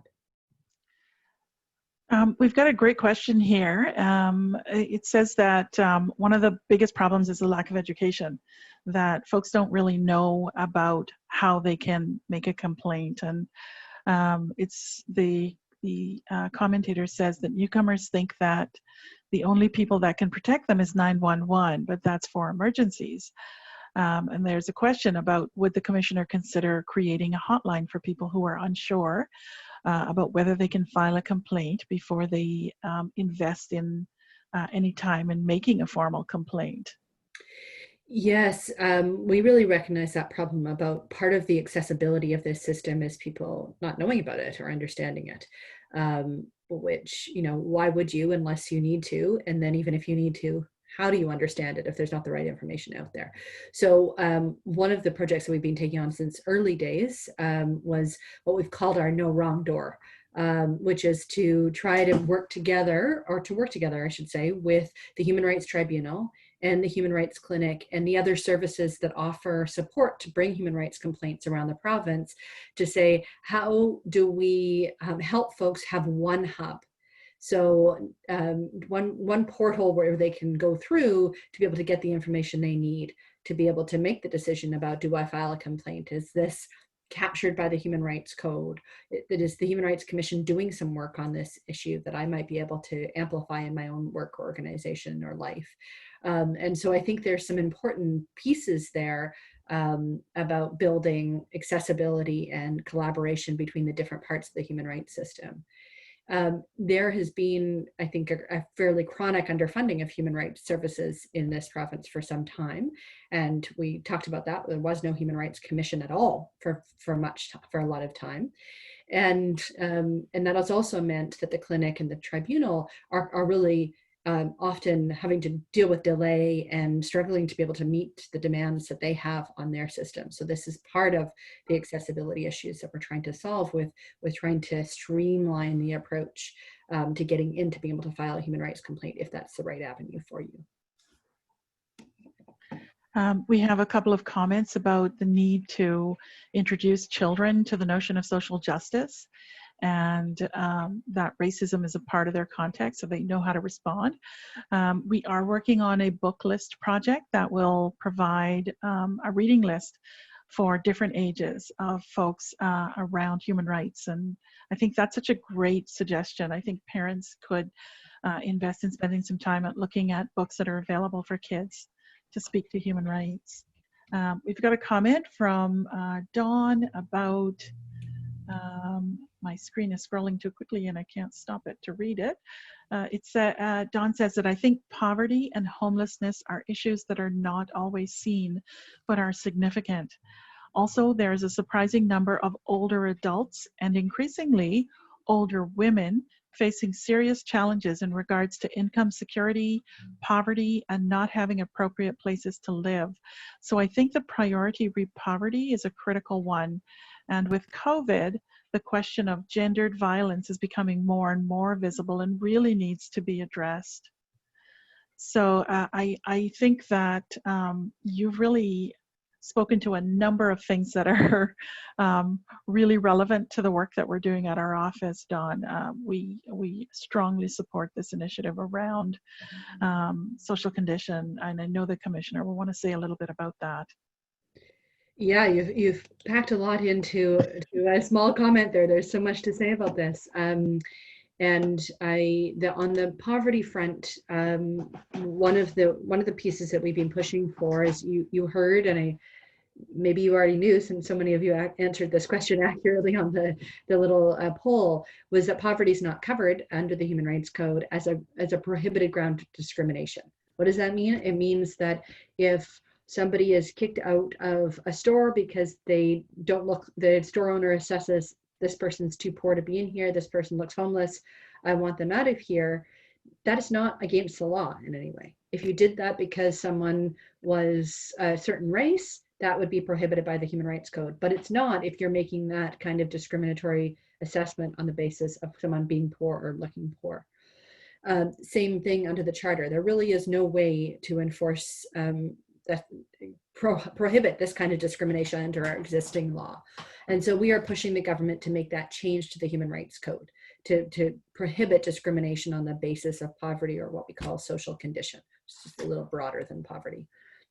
So that is one important piece of work that we're doing, and I think we'll continue to be doing until the change happens. Another issue that you've flagged there is domestic violence.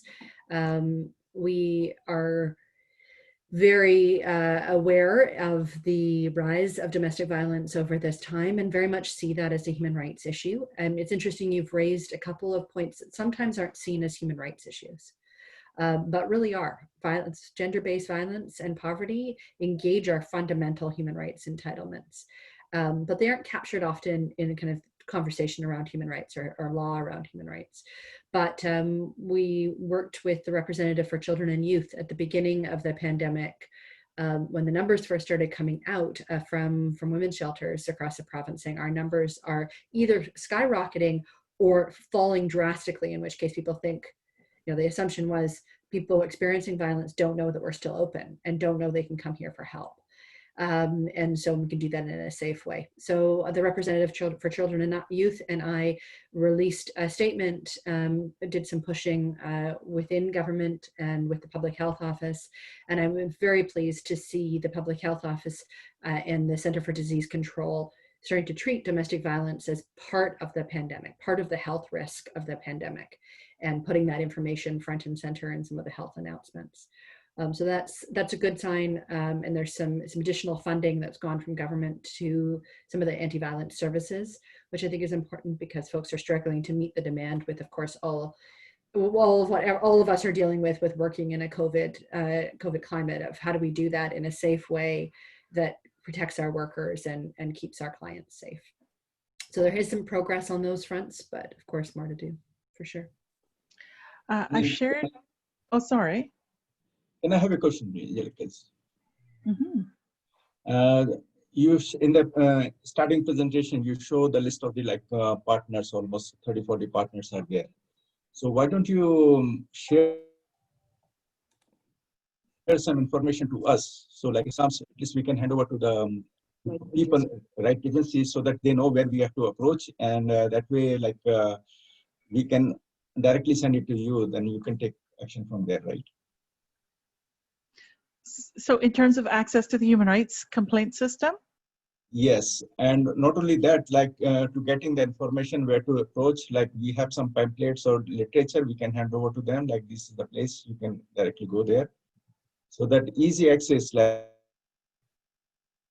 yes, because Victoria is 800, it's not very friendly, I know that. So that will be easy access for us. We have all the reports, we can write it up to you and send it to you guys. And I think you have everywhere, you have the partners and the supporting agencies to you, right? We're happy to receive anything that you might want to write up. I've shared in the Q&A the information, the contact information for the BC Human Rights Tribunal. And they have folks on their line who will take your call and will walk you through how the complaints process works. And they're not lawyers, so they won't give you legal advice, but they can tell you, they can point you in the direction of how to make a complaint. So that is available for folks. And also, we heard from Laura Trek from the BC Human Rights Clinic, who they also are able to take calls from you to find out, for you to investigate whether and explore whether you have a human rights complaint. Kasari, were you going to say something? Oh, you had your mic off. So. No, sorry, I just didn't understand the full, I didn't hear the full question because it cut out. So I was going to ask Sharon you to repeat it, but it sounds like you've. So Ravi, please do be in touch with us and we can put information together for you. Sounds great, thank you. Okay, I'm just checking to see if we. One of the things, just while you're doing that, Sharon, and reading through, I'm just thinking about the comments around education, and there's been a few of them, but I'm interested in the ones around young children. And I'm a parent of a young child, and so I think a lot about this in both my personal and professional life. And I think there is, I really appreciate one of the comments in the Q&A around the receptivity of kids at that age. That this is, I think a lot of parents are worried about talking about these issues, and certainly we have to do that in an age appropriate way, but that there's so much that kids can absorb and learn at that stage that really fundamentally can shift their outlook on life. And so we are exploring some fun, creative ideas about how to have those conversations, and some of the reading lists we can put out. I've got my own social justice library. I'm sure some of you on this call have some beloved books that you've read to your children about human rights and social justice issues, and looking at ways of pulling together some of those stories and some of the influences that has, so that we can talk to kids, particularly through the format of story, which I think is a very powerful forum. Thank you. So I know that one of the commentators here asked, where are the teeth for all of these policies? And that's such a good question. It's an important question because so many times you hear presentations and you hear things and the solutions are not perfect. And one of the things that we know is not perfect is the human rights system in BC. And it's one of the reasons that when they were doing community dialogues back in 2017, that they recognized, that the BC public recognized the need for a Human Rights Commission to start thinking about the ways that racism can be applied on a systemic level. So the teeth comes from the BC Human Rights Code, and it gives us the strength to be able to respond to discrimination, and the enforceability happens through the complaint mechanism of the tribunal. And I've shared that contact information, and they have a lot of material on their website.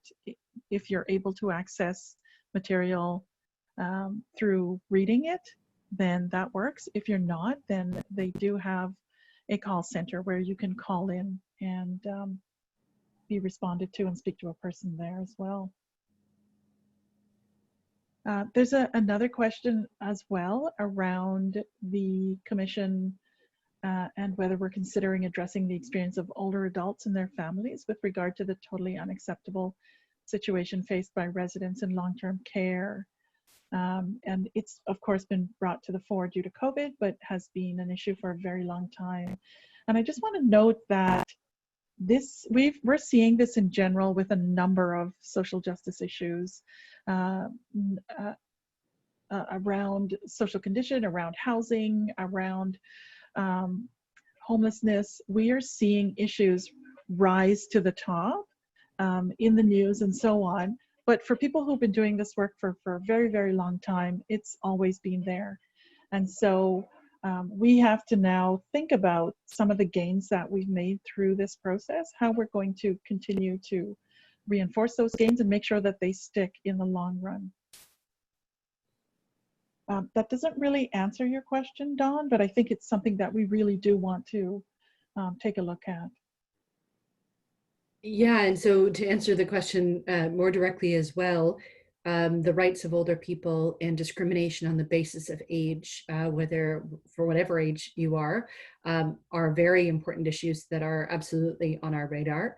I think there are issues, for example, that are particularly relevant in the context of poverty in terms of our strategic priorities.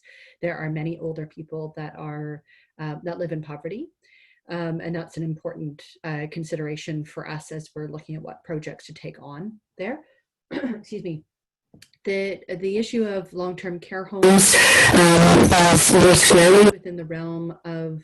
Oh, yeah, you had some feedback there. Sorry about that. I just saw. Are you still hearing it? It's fine now. Okay, I just saw the reaction of everybody, but I didn't move or do anything. Sorry about that.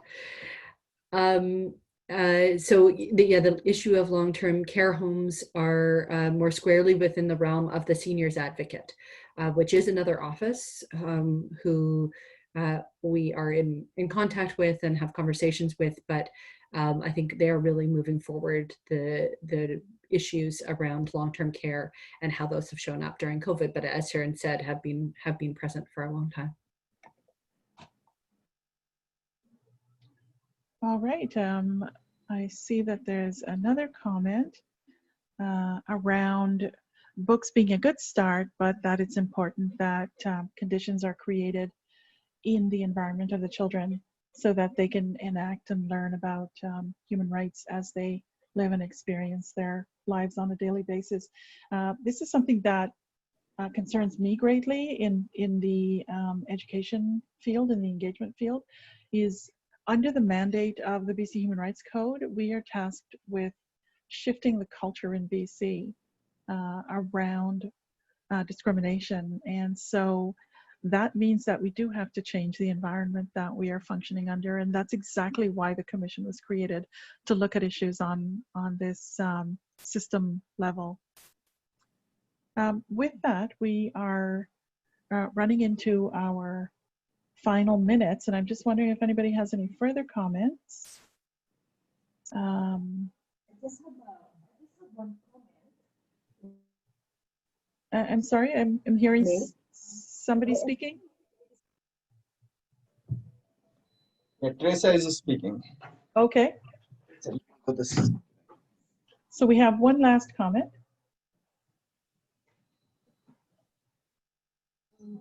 Yes, I have a suggestion.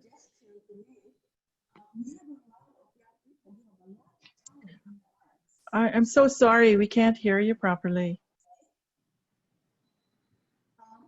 There are plenty of young people who have talents in the arts, and you can reach them to talk about this topic of I'm really sorry, we can't hear you. Maybe you could type the question in, that might be possible. Yeah.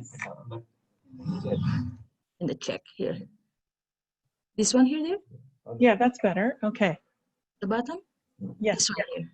We can hear you now. You can go ahead. You can hear us? Okay, perfect there. We have met young people who are in the arts, and they we could engage them to do a project about this particular phrase that is a byword out there. It's called white privilege. How can we make the privilege in such a way that it is shared, so that it is, instead of a white privilege only privileging specific groups, then it will be more like a sharing this privilege, so that the privilege becomes a blessing. Yes, thank you. That is our mandate. Our vision, actually, our vision is to have a British Columbia where we have equality for all. And that's what you're speaking to, is the need for us to share everything in the land. And interestingly, of course, that is one of the primary ways that Indigenous peoples live on the land. It's around sharing, and we know what happened to Indigenous people who shared across this land. But absolutely, that is the direction that the Commission wants to move the provinces into, a notion where nobody's human rights are being trampled on, and we don't have discrimination in the province. It's an idealized state that we're hoping for, but if we can change the hearts and minds and actions of some people, then we want to move this notion that we all live here now. We are all here, and how we choose to interact with each other from here on in will make the difference in the kind of life that we have on this land. So thank you for that comment. Thank you for that comment. We're moving into the final minutes, and with that, I would like to give our co-hosts a chance to say a couple of final words. Here's some closing remarks from the Commissioner, and bid you all farewell and send you off in a good way. So, Chief Mina, did you have anything else that you wanted to add? You're mute there. Sorry. I should be really good at this by now. Just want to say thank you very much for the invitation to co-host with you. I think I will take you up on the offer to email you folks about, we have significant systemic racism here in Prince George area on 2 points, like as I mentioned, that with the school, the kids, and the police, and the Tribal Council, the Carrie-Sican Tribal Council would like to engage with you and work with you to help be part of the solution. Definitely. Thank you. Wonderful. Thank you. And Ravi or Karelia? I just wanted to thank you very much for being a co-host of your Human Rights Commission. We are really excited and looking forward for something work together, because we are seeing every day discriminations, bullying, that kind of things in immigrants, newcomers, refugees. And this is really a challenging time right now, but I understand. Thank you very much for doing that. Really appreciate it. Thank you. And so to add to the thank yous, I want to thank our co-hosts here today, and everyone who joined us on the panel, and also to those who spent their afternoon with us to talk about these issues. I heard a lot today about accessibility of the system, about racism in policing, about lots of issues in schooling and the education system, and others as well. And we're going to take away those thoughts. If anything that you have put in the Q&A that we may not have gotten time to talk about today, it doesn't mean that we're not reading and listening, and that information all comes back with us to our office to really feed into the kind of work we're doing here and what we're hearing about. We're sort of at the end of our first virtual tour around the province, and it's been a really interesting and rich experience to hear from people from all corners of the province. And we will be back to do more kind of mutual education, if I can call it that. We want to tell you more that you want to hear about, if you want to learn more, and we want to learn more from you about what's happening in your communities, so that we can make sure our work is really focused on people's real lived experience. So thank you again for joining us, and I hope to be able to to be in a real space with you at some point when we come back to the region. Thank you. Thank you, and I'd just like to thank our team as well as Jenna, who was doing the captioning for us. I do want to apologize for all of the technical difficulties today. We've had some sound issues. I believe it must be the weather, because we've run these sessions without any problem, but we've had a lot of sound issues today. So I apologize for that. And then before we head off, I want to call your mind back to the opening that we had with Elder Darlene Mcintosh, and ask you to think about the place that she took us to, standing on Mother Earth, grounded in that place, taking a deep breath in together. And so as you move away from this space, I invite you to leave this time behind and to move into the next part of your day. Thank you for sharing it with us. Take care. Take care.